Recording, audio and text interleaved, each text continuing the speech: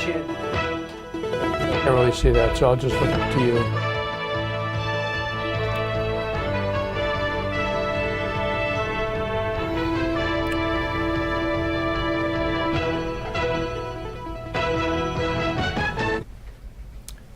Good evening, and welcome to Money Matters. My name is Jim Butler with Videre Wealth Management, and my co-host tonight is Jim DeLorenzo of a public relations firm bearing his name. Welcome, Jim. Good to see you, Jim. Good to see you. Well, there's a lot to cover tonight, as usual. And before we get to our special guest, why don't we launch things with a little discussion about some of the projects that you're working on. Sure. And public relations, as we were talking before the show started, really sounded like some interesting and exciting out-of-the-box kind of stuff, at least for those of us in the boring finance world. So can you share maybe Sure. one of those projects? Well, one of my I have two very current projects that will be kicking off into high gear in the next few days.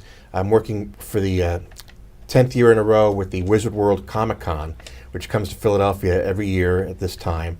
And I'm helping coordinate the interviews for all the celebrities that are coming to town, doing a lot of pre-event publicity and during the event publicity for the Comic-Con at the Pennsylvania Convention Center. So some of the things that I've been working on most recently are getting celebrities like Henry Winkler from Happy Days and Arrested Development, and he's on a show now called Barry on HBO, getting him on radio and TV in advance of the Comic-Con, which he's coming as a guest, and also getting some newspaper reporters lined up with interviews for blogs and websites and print editions still, and coordinating TV coverage. We're going to be doing a number of live shots from the convention floor for the local television stations Thursday, Friday, Saturday, and Sunday.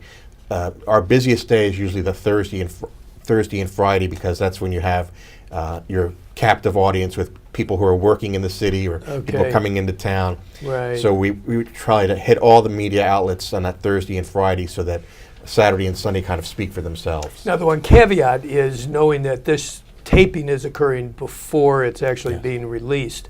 So the timing might not work for this particular event. Exactly. But from a business standpoint, Jim, how much activity and number of people would an event like this bring to the city? We're expecting well over 50,000, 60,000 people over the course of the 4 days. That's amazing. It's one of the convention center's biggest draws every year.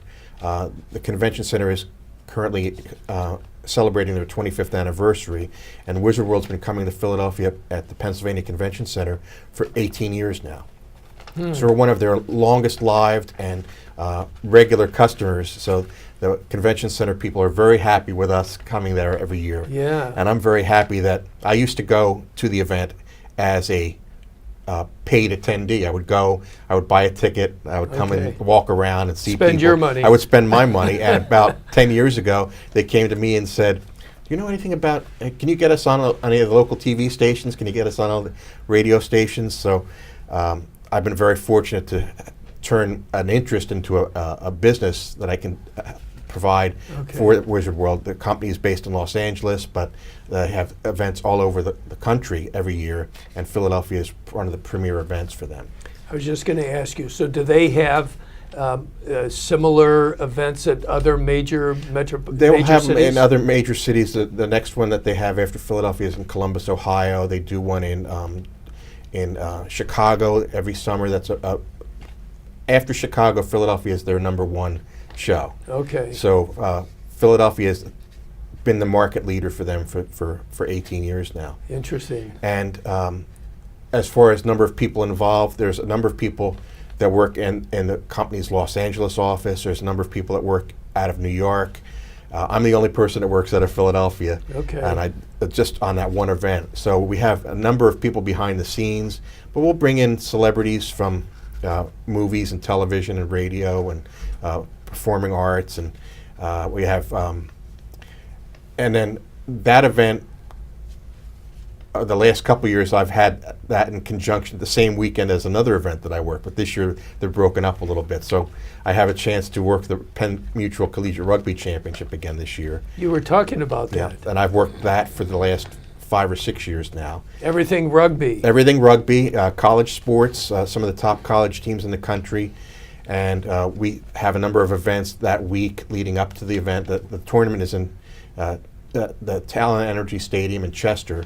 Okay. But all the teams and all the fans and the families, they usually stay here in Center City. See, there's another perfect example of the amount of economic activity that Exactly. comes to a major city like Philadelphia. And we'll have over 30,000 people over the 2 days of that event coming into the city and spending their money and buying hotel rooms. And so it's a really big deal for us. And this year, for both the events, I've been very fortunate to work with the Center City District and putting some of the banners that you see around town on the light poles. Okay. We're going to be doing banners for Wizard World. We're doing banners for the Penn Mutual Collegiate Rugby Championship. So the banners will be visible and more people will be aware of it.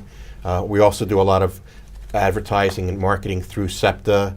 Okay. So we'll have placards on the buses, on the kiosks, on the subways. Amazing. And then the other thing that we do, and I kind of spearhead this with both events, is billboards and paid advertising. So I help them find the outlets that we want to use in Philadelphia and expose it through advertising. And I come in on the PR side, telling people where the event is, who's going to be at the event, Right. Which celebrities they can interview, which coaches they can interview, which athletes they can interview in advance of the event, so that we can get some. I hesitate to use the word buzz, but we definitely want to build word of mouth in the marketplace. Sure, you do. So were you either involved or knowledgeable about the that famous parade that took place in, what was that, early February, when something happened for the first time in Center City that led up to the I was art not museum? I was not involved with the planning of that, but I was an interested participant or observer. Okay. Fortunate to live in Center City and see what goes on and get out there to see take part. There's a lot of work that goes into things like that, and we saw Can that. only I saw imagine. that a couple weeks later with my alma mater winning the national championship in basketball again. Villanova. So there's a lot of planning that goes into any of those things, and you really want to get the city involved, but you also want to get the community involved. So spreading the word is very important. The situation with what the Eagles did, the word of mouth was easy to generate. Situations like other things, you really want to work very hard, and that's where I come in. I work very hard to build that word of mouth. Right. Yeah, that's exciting stuff. It's pretty amazing. And, you wouldn't think that rugby, for those of us not in the rugby world, really have no idea how big a community that is. And it's comparable, especially in my opinion, it's comparable to the community that exists for any particular sport. Our guest later, I know that he wrestled, college wrestling. I've worked with the Schuylkill Navy on some of the Philadelphia rowing events. And there's these definite communities that rise up and take part in it. So the Right. Wizard World Comic Con has their community of people who dress up in costume and people who go to this show every year. We met someone earlier today who's very excited to go. Right. The rugby world is the same way. People gear up for this. It's their stake post in the calendar year. This is my event. This is what I'm coming to see. I'm going to come to Philadelphia, and I'm going to spend my weekend in Philly seeing the sport that I love, or the movies that I love, or the characters that I love. Well, that's actually a really good lead into our question. So if I can segue into that, Allie Mifflin of Philadelphia has written in, Jim, and her question is simply, what are some trends you're seeing in business You can have today? your questions Well, I'd answered like to on Money Map. go back with you on that as well, but some of the things that I'm seeing from my point of view are the move towards social media and mobile platforms, away from the desktop and the television set and the cable box. So the cord cutting that people are experiencing, canceling their cable subscriptions and just going with streaming services and things like that. That's also affecting how I tell stories.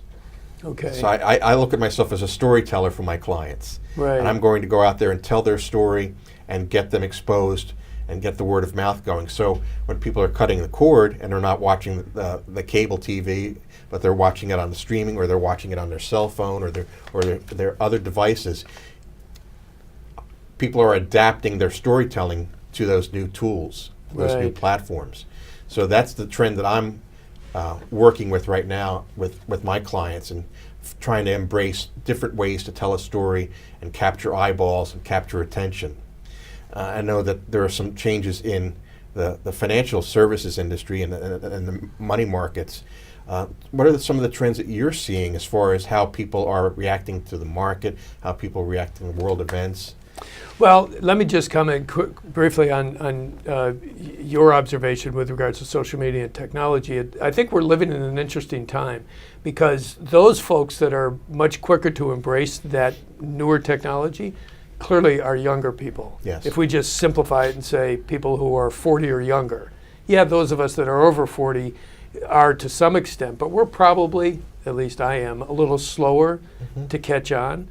So I'm latching on to what today would be considered older technology, Dell, Microsoft, IBM, although they're very major players in today's market. But then you have your Facebook, Google, and any number of other players with more current modern day technology. So it's almost like there's a contrast today with regards to how much is available. So one of the trends clearly, I think going forward, really, as far as the eye can see, Jim, is that technology will continue to expand. And for investors who have the ability to either find and research a company or two or three to invest in, that's fine, or simply go with a professionally managed fund or an index fund that captures that sector.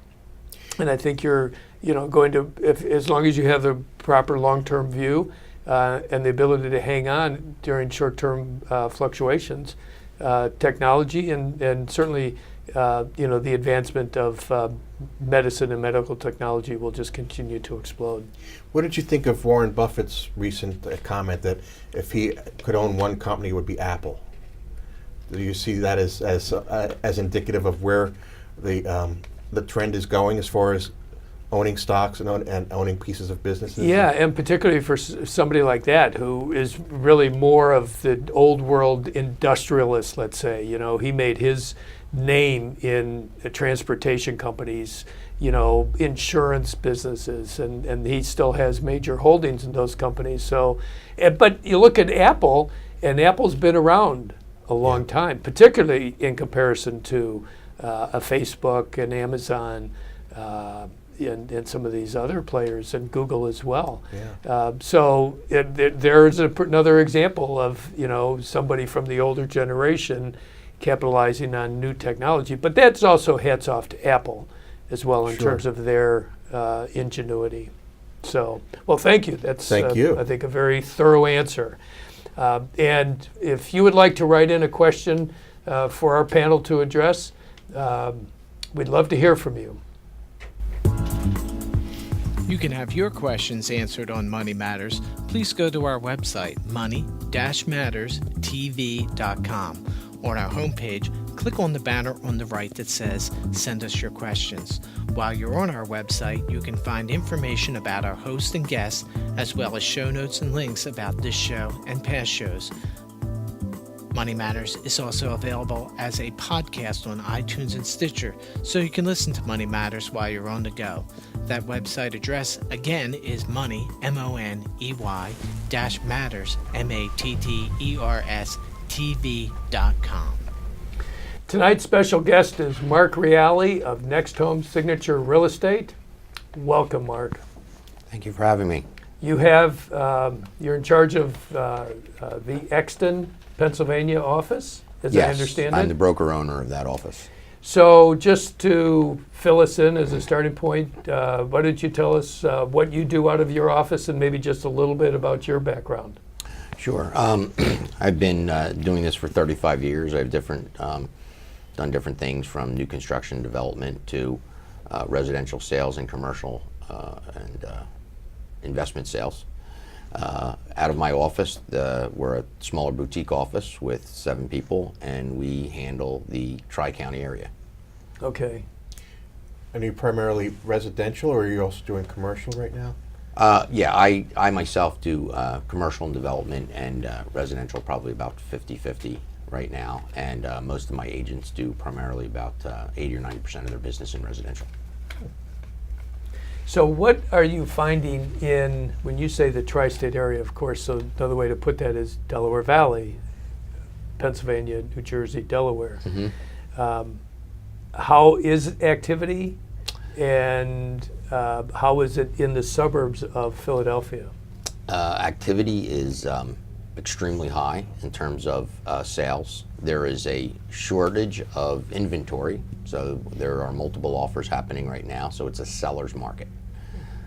If someone is looking to sell, this is a great spring market to do it. And the buyers sometimes are getting a little frustrated, because if there's 4 or 5 buyers all bidding on the same house, only one of them's getting the home, so Right. a few people aren't getting it. 4 or 5 buyers, right. Right. Right. Well, I also see, for those of us who live out in, say, Chester County, a lot of development. So that speaks to what you just said in terms of activity. There's a lot more sellers in the marketplace. Yes, new construction has built up, and it's taken a few years for it to catch up with the market, because during the downturn, it takes 2 or 3 years to get these development projects up and running. So they're starting to come to fruition now, and with that, we've got a growing population in both the outskirt counties of Philadelphia, and with that, we need more housing. What's the biggest area, what's the biggest community that's growing right now in your eyes? I would say really the Chester, Montgomery County areas are growing fairly rapidly, and the new construction that's coming in, not just residential homes but also apartments, Okay. have been built, and the feel for walkable communities are coming outside the city. So to have that walkable community, you don't have to be in the city anymore.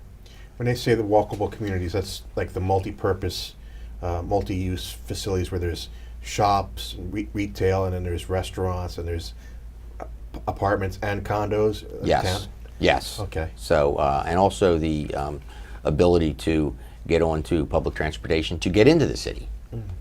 So again, a lot of people in the city don't own cars because they don't need one, and it's starting to trend a little bit out to the suburbs if they have the ability to get to the train station or even to the bus to the train station with a short walk. So where are the people coming from if it's exploding out in Chester and Montgomery counties? Right now, we're a lot of growth in Chester County comes from a lot of the corporate headquarters. A lot of people don't understand, and just in Chester County, there's 26 headquarters of Fortune 1000 companies. So that means people are coming in from out of town. People are coming in from out of town, yes. And a lot of the companies have their headquarters here, but their manufacturing plants are not, where their facilities are across the country. But because of that, a lot of the top management people are coming in here to the city, and they're coming from all over the country, and so they bring different ideas of what they want in housing or how they want to live in terms of lifestyle. So a lot of the communities that are popping up have to have commuter-friendly or walkable communities, and that's what's starting to be designed and built now. So is Pennsylvania and the that tri-state area, Mark, more attractive, would you say, than, say, other major metropolitan areas? I think obviously of New York City, which is just up the street, and then D.C. down the street and out in California, whereas in PA and Philadelphia, is it more attractive from a tax and cost of living standpoint for these companies to headquarter here? Yeah, Pennsylvania is still very affordable. So in a recent study where the sale price is up 7% over the last 12 months across the nation, Pennsylvania is up about 5%, which is typical.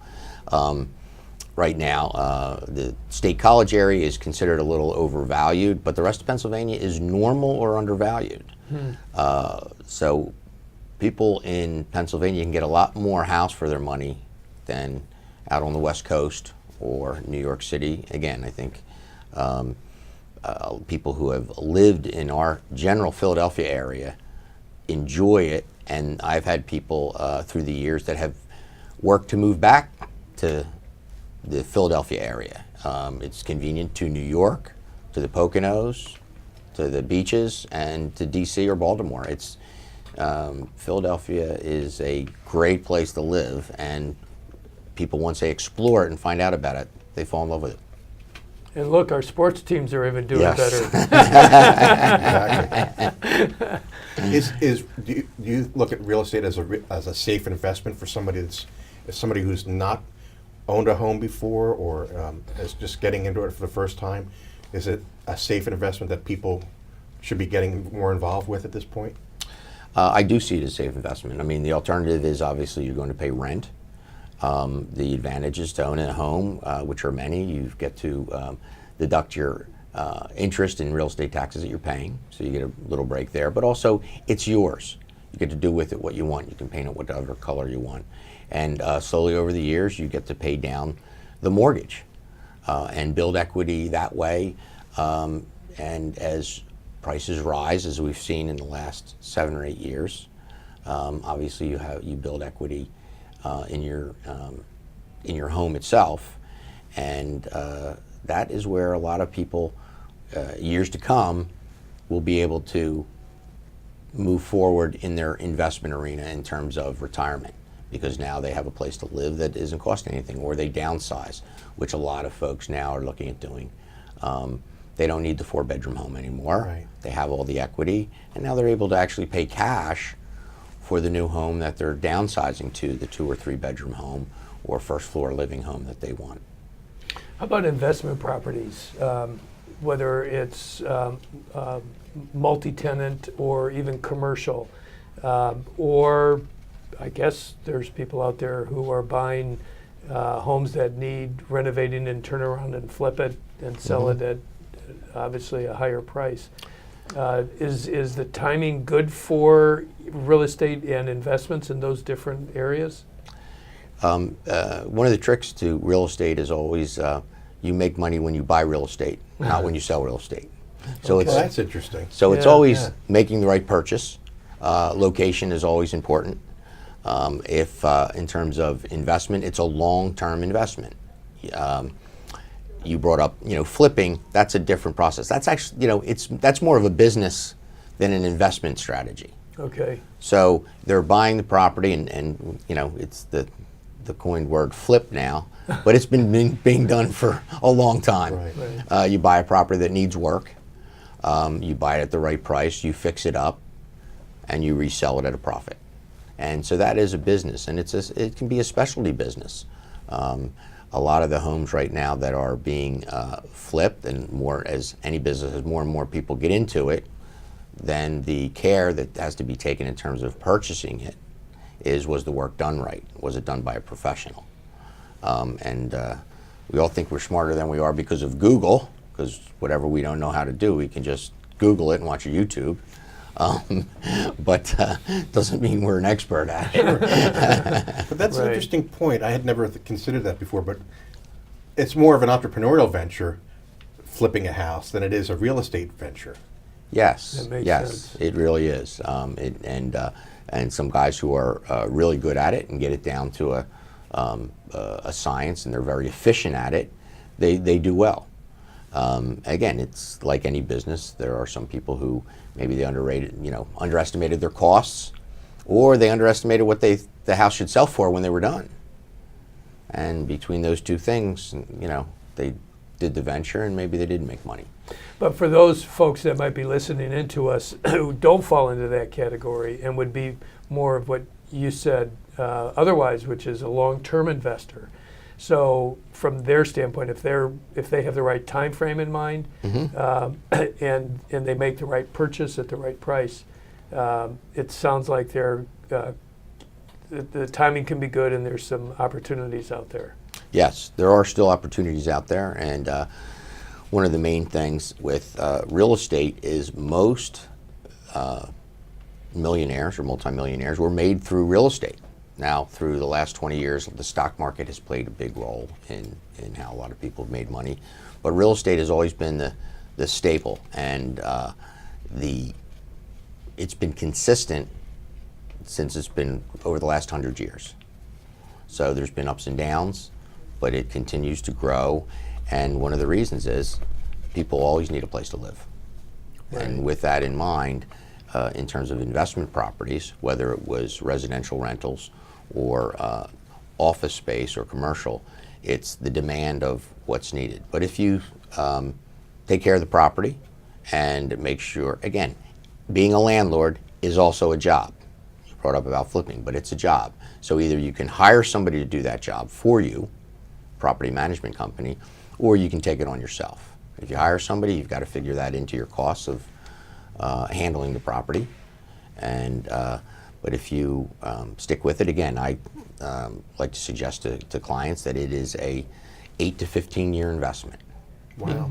Because at a certain point in time, you're going to look to sell, and depending on what the market's doing at that moment in time, you may have to stay in for a few more years. So it's not a real liquid investment, but it's in the long term, it will work. Let me change gears a little bit, and we're kind of winding down the last few minutes here, Mark. But if somebody is interested in looking into whether it's selling their home, buying a new home, looking into an investment property, but they recognize that they don't have the time or the expertise, how do they go about finding somebody like NextHome or somebody like you and have confidence? One of the first things to do is you can look up your local realtor where you are and find somebody who has experience in your area, in your neighborhood. You want to look for an expert. You want somebody that's going to, take professional pictures, use a professional stager, because you want to maximize the value of your home when you're ready to sell. And if you're buying, you want somebody who knows the area very well to know the homes that are coming up on the market. That makes sense. And also to know where the prime locations are in terms of making that decision of what area do I actually want to be in. What do you see as how does someone know, or how does someone predict what that next great area will be? Are there people who have an in on that? I don't know about an in, but I think you follow patterns through the years like you would in the stock market, and look at different sectors. In Philadelphia, I know people followed neighborhoods and watched the next 2 blocks out, and so they were buying properties 2 blocks out. Again, it can be speculative. Does it take us a year to get to those 2 blocks out, or does it take 3 or 4 years or 5 years? And that's why I always say it's a longer term investment. If you want a grade A bond per se in the property, you find a great area, good neighborhood, solid neighborhood, you may pay a little bit more, and you may have to put a little bit more money down to make the cash flow work, but you're never going to get hurt. Whereas when you say, hey, let me go out 2 blocks and take a risk on the property, well, if you have to do it in 3 years and it doesn't happen for 6, right, now in your situation, maybe you get hurt a little bit. So it's interesting because, as you were saying earlier about the time frame to put some of your projects together, it takes time. Yes. And just to get the word out. And certainly with the work that we do with our clients, we're absolutely focused on achieving long-term objectives, yeah, and to discount short-term headlines, as we call it. And you're kind of echoing something fairly similar, not always, in many cases. Well, we're out of time, but certainly this is an area that is I think going to continue to expand. And you're right, the right real estate in the right location at the right price is going to present some opportunities. Absolutely. So thank you for that. Thank you. And our next guest is going to be Kelly Stewart, who's the CEO and founder of The Positive Business. So until then, thank you for listening, and certainly we believe your money matters.